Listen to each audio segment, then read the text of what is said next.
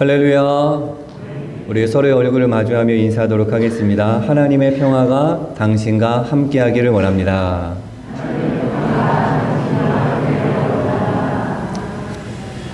옛말에 호미 씻으면 김이 무성하다라는 말이 있습니다. 호미를 깨끗이 씻어두지 말고 언제나 김을 매라는 뜻입니다. 호미를 깨끗이 씻어둔 채 보관만 하고 있으면 밭에는 자풀이 무성하다라는 의미입니다.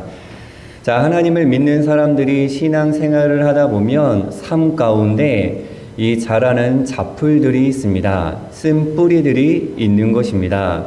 중요한 것은 삶 속의 자풀을 뽑아낼 호미가 나에게 있는지, 그 호미를 곱게 간직하고 있는 건 아닌지 우리가 생각해 봐야 합니다.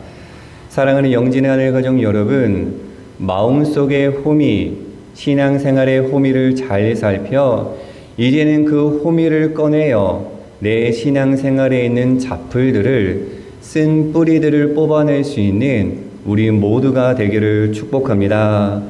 그리하여 하나님께서 보시기에 아름다운 나무로 성장하고 성숙하는 우리 모두가 되기를 소망합니다.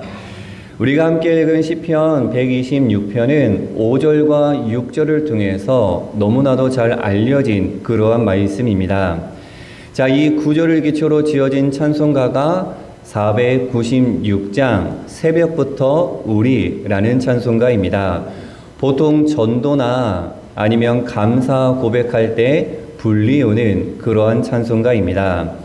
시편 126편의 배경을 알게 되면 우리는 말씀에 더 깊은 경험을 하게 됩니다. 본문 1절과 4절에 그 배경이 되는 단어가 등장하게 됩니다. 우리 1절과 4절 말씀 같이 한번 읽어보도록 하겠습니다. 여호와께서 시온의 포로를 돌려보내실 때에 우리는 꿈꾸는 것 같았도다. 여호와여, 우리의 포로를 남방 시내들 같이 돌려보내소서. 아멘. 포로라는 단어가 공통적으로 등장합니다. 시편 126편은 바벨론 포로로 잡혀간 이스라엘 백성들이 다시금 고향으로 돌아온 포로 귀환을 배경으로 하고 있습니다. 그들의 찬양과 감사는 1절에 경탄과 감격으로 시작됩니다. 우리는 꿈꾸는 것 같았도다. 70여 년 동안 바벨론에 끌려가 말로 표현할 수 없는 포로 생활을 하던 이 이스라엘 백성들이 다시금 고향으로 돌아오는 장면, 상상할 수도 없었던 일이 일어났기 때문입니다.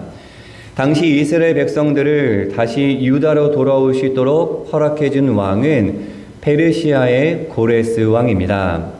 그는 바벨론을 정복하자마자 바벨론 땅에 있던 이스라엘 백성들의 귀환을 허락하고 이들의 적극적인 후원자가 되었습니다. 그런데 여러분, 곰곰이 생각해 보면 이 강대국 페르시아를 유지하기 위해서는 이 이스라엘 백성들, 노예들의 노동력이 필요했을 텐데 그들을 풀어준다는 것은 당시 전혀 예측할 수도 기대할 수도 없는 그러한 일이었습니다. 하지만 그 일이 현실로 이루어진 것입니다. 그래서 시인은 꿈꾸는 것 같았도다. 상상할 수 없는 일이 일어났으니 꿈꾸는 것 같았도다. 그렇게 고백하고 있습니다. 저주와 원망으로 가득했던 이스라엘 백성들의 얼굴은 이제 웃음으로 가득했고, 불평의 도구였던 이 혀는 찬양의 악기가 되었습니다. 우리 2절 말씀 읽어보도록 하겠습니다.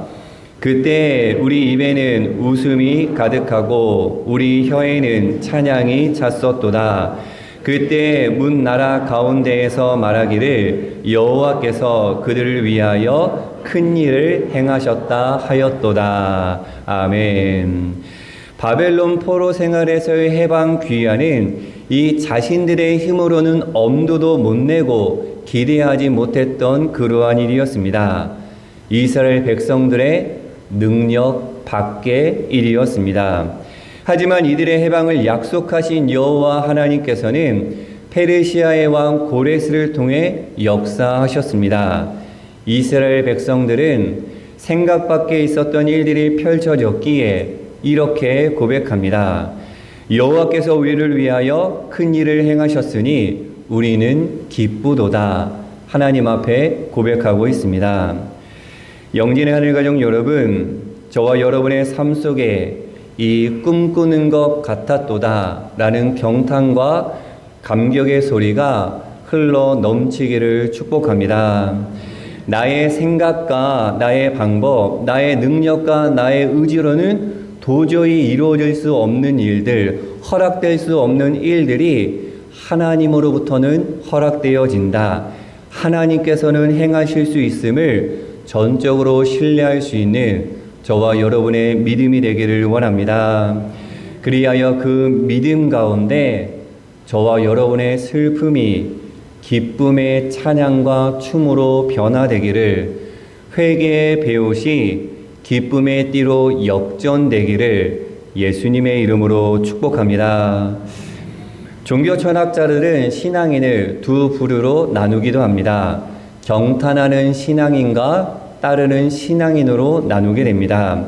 자, 이 경탄하는 신앙인은 오늘 시편 전반부에서 나눈 것처럼 인간이 할 수 없는 일을 하나님께서 행하신 것을 보며 기뻐하고 감격하며 눈물을 흘리며 하나님을 찬양하는 그러한 신앙입니다.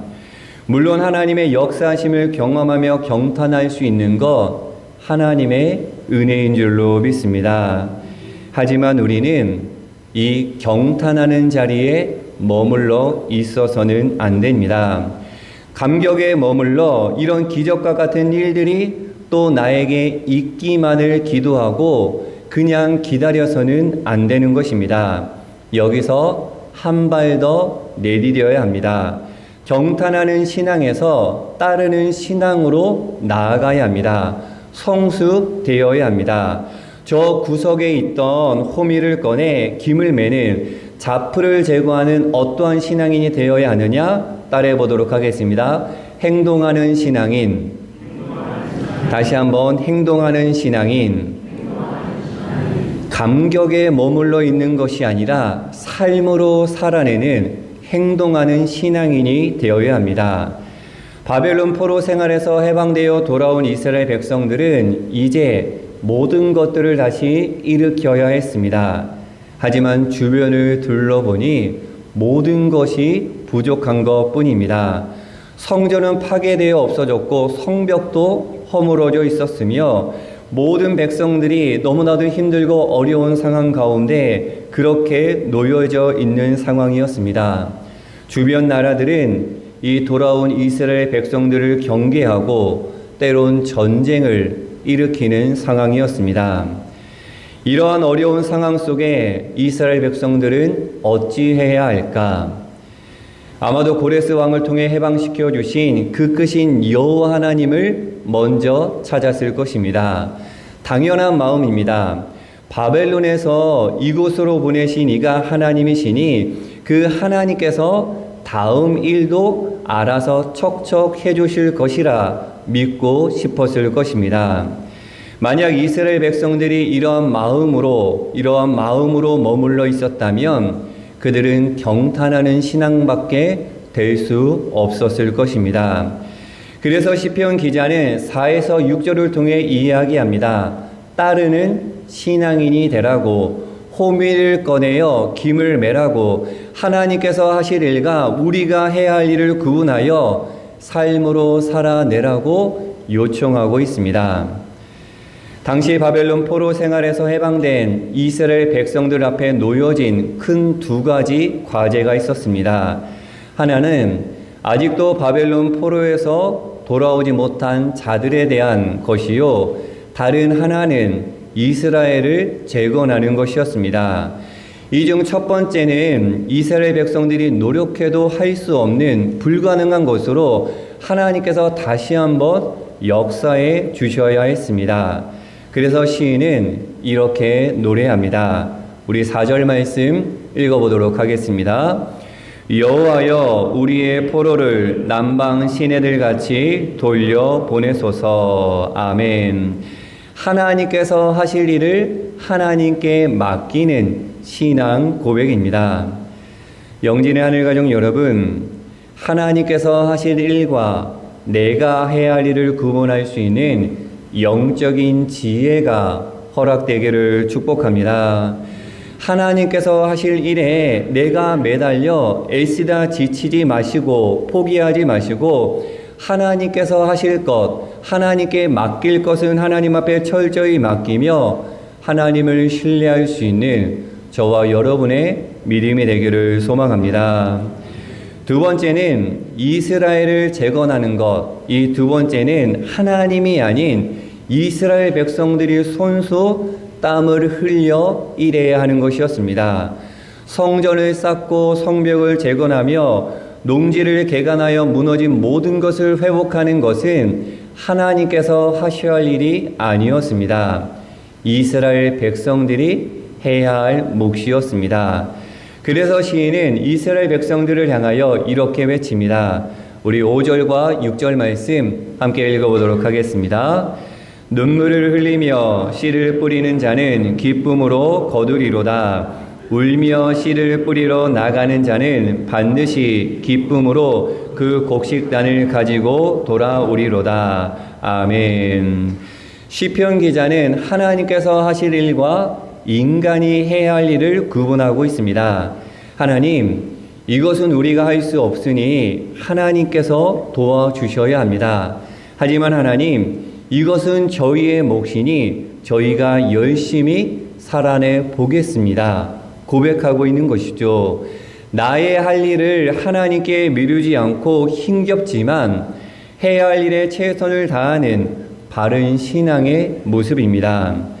이스라엘 백성들은 이런 올바른 신앙을 지니고 있었고 그리하여 성전을 짓고 성벽을 지었으며 무너진 삶이 회복되는 경험을 할 수 있었던 것입니다. 마음 들여 수고하며 땀을 흘렸던 이스라엘 백성들입니다. 예루살렘 성벽의 경우 요세푸스 역사가는 최소 2년 4개월 동안 공사해야 완성할 수 있는 그러한 성벽이라고 이야기합니다. 하지만 성경을 살펴보면 이스라엘 백성들이 마음 들여 애씀으로 52일 만에 완공하였다라고 기록하고 있습니다. 자, 우리는 때론 믿음 만능주의에 빠지기도 합니다. 믿음과 삶을 분리하는 것입니다. 믿음은 엄청 좋은데 삶은 그렇지 않은 것입니다. 자, 이들이 갖고 있는 큰 착각이 있습니다. 하나님 나라는 믿음만으로 갈 수 있다라는 착각입니다. 그래서 이런 찬양이 즐겨 불려지기도 했습니다. 돈으로도 못 가요, 하나님 나라. 힘으로도 마음 착해도 못 가요, 하나님 나라. 거듭나면 가는 나라, 하나님 나라. 믿음으로 가는 나라, 하나님 나라. 라는 그러한 복음성가입니다. 자, 이 복음성가를 불러오는 많은 신앙인이 거듭남은 뒤로 하고 믿음으로 가는 것에 집착하게 됩니다. 왜냐하면 쉽기 때문입니다. 자, 믿음은 하나님과 나와의 관계 속에서 이루어지기에 누구도 알 수 없어 자유롭기 때문입니다. 그리고 여기서 등장하는 마음 착하다라는 표현은 삶 전체를 의미하는 표현입니다. 마음 착해도 못 간다라는 표현은 삶의 실천과 변화가 하나님 나라에 들어가는 것과는 상관없다는 잘못된 신앙관을 드러내고 있는 그러한 표현입니다. 그래서 많은 사람들이 하나님은 정말로 사랑하는데 이웃을 사랑하지 않는, 믿음은 있는 채하고 삶은 전혀 그렇지 않는 것이 한국 기독교의 현실입니다.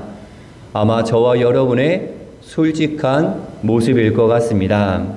누군가 조금만 자기 마음에 안 들면 서슴없이 비판하고 극기야 멱살까지 잡으며 나중에는 세상 법원에 고소까지 하는, 어떻게 하나님을 믿는 사람들이 저런 모습을 교회에서 보일 수 있을까 라는 모습이 오늘날 현실 가운데 종종, 아니 아주 자주 보여지는 오늘날의 현실입니다. 여러분, 믿음과 삶이 분리된 모습이 나의 모습이 아닌지 비춰보기를 원합니다. 그리고 그 비춰보는 가운데 이 두 구절의 성경 말씀을 고백함으로 하나님 앞에 온전히 나아갈 수 있기를 축복합니다. 우리 로마서의 말씀과 야고보서의 말씀 이어서 읽으면서 고백하도록 하겠습니다. 그러므로 우리가 믿음으로 의롭다 하심을 받았으니 우리 주 예수 그리스도로 말미암아 하나님과 화평을 누리자. 아멘. 영혼 없는 몸이 죽은 것 같이 행함이 없는 믿음은 죽은 것이니라. 아멘. 자, 믿음과 행함이 기찻길의 두 레일처럼 자리해야 앞으로 나아갈 수 있는 것입니다. 즉 믿음과 행함이 있어야 살아계신 하나님을 드러낼 수 있는 것입니다. 예수님께서는 이렇게 말씀하십니다. 그러나 인자가 올 때에 세상에서 믿음을 보겠느냐 하시니라. 믿음과 행함이 기찻길의 두 레일처럼 자리하는 그 사람이 적어 가슴 아파하시는 예수님의 마음이 담겨있는 그러한 구절입니다. 예수님께서 이 땅의 그리스도인들에게, 저와 여러분에게 바라는 모습은 믿음과 행함이 함께하는 건강한 살아있는 신앙인의 모습을 원하고 있습니다. 자, 믿음이 모든 것을 가능하게 한다라는 고백, 저는 전적으로 신뢰합니다. 하지만 그 믿음과 더불어 우리의 삶의 흔적이 채워져야 한다는 사실을 우리는 절대적으로 잊지 말아야 합니다. 이 말씀을 오늘 본문으로 가져오면 믿음은 하나님의 일을 인정하고 고백하는 것이요, 행함은 우리가 해야 할 일을 삶으로 살아내는 것이다 라고 표현할 수가 있습니다.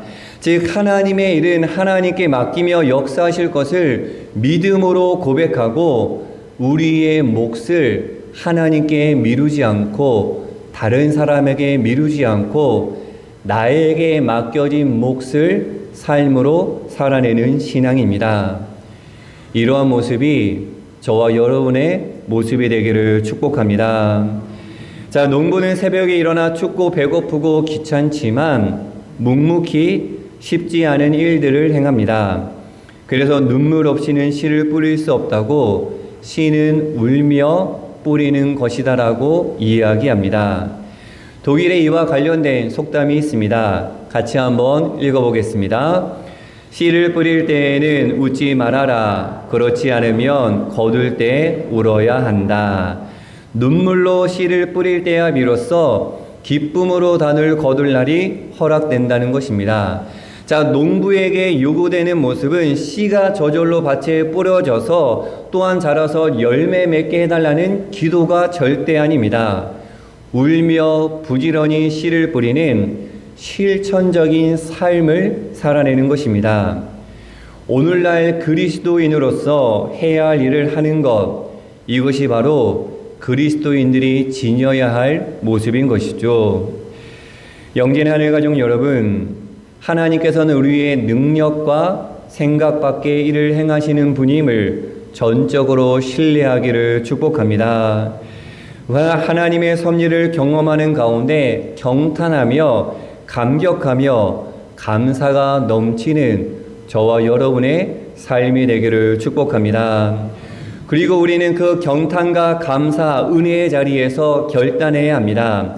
하나님께서 우리를 향해 이만큼 일하셨으니 이제 우리 차례라고 하나님의 뜻대로 살기에 최선을 다해야 하는 것입니다. 여러분, 쉽지 않겠지만 좁은 길을 걸어갈 때 많은 힘듦과 어려움이 찾아오겠지만 눈물을 흘릴지라도 눈물을 흘리며 씨를 뿌릴 수 있는 저와 여러분의 삶이 되기를 원합니다. 울며 씨를 뿌리는 자들에게 기쁨의 단을 하나님께서 반드시 허락해 주신다라고 오늘 말씀하셨습니다. 그 공의로우신 하나님을 신뢰하며 꿋꿋이 신앙의 삶을 살아낼 수 있는 우리 모두가 되기를 축복합니다.